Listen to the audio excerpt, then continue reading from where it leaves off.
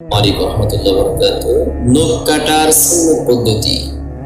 হাতের নখ কাটার সুন্নত পদ্ধতি হলো, এভাবে আমরা হাত যদি ধরি তাহলে এই আঙ্গুল থেকে নখ কাটা।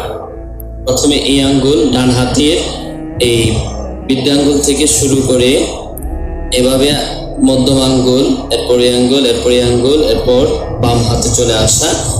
ডান হাতের প্রথমে 4টি কাটা শেষ করে এভাবে বাম হাতের কনিষ্ঠ আঙ্গুল থেকে শুরু করা। কনিষ্ঠ আঙ্গুল থেকে শুরু করে এভাবে এক এক করে কাটতে কাটতে, এভাবে কাটতে কাটতে এই আঙ্গুলে এসে শেষ করা।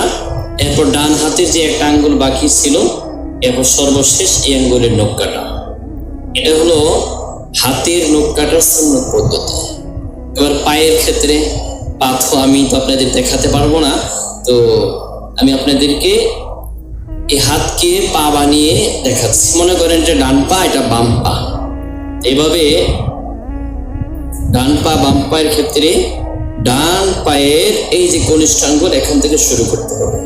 এখন পায়ের আঙ্গুলের সুন্নত তরিকা বলতেছি। তো এখান থেকে শুরু করে এভাবে কাটতে কাটতে কাটতে কাটতে আঙ্গুল শেষ করা। এরপর এভাবে এই আঙ্গুলে কাটতে কাটতে কাটতে কাটতে কনিষ্ঠ আঙ্গুলে শেষ করা। অর্থাৎ এভাবে যদি হাত পায়ের আঙ্গুলগুলি আমরা ধরি তাহলে এই কনিষ্ঠ আঙ্গুল থেকে, ডান হাতের কনিষ্ঠ আঙ্গুল থেকে শুরু করতে করতে করতে এভাবে বাম হাতের কনিষ্ঠ আঙ্গুলে এসে শেষ করা। এটা হলো পায়ের আঙ্গুলের নখ কাটার সুন্নত তরিকা।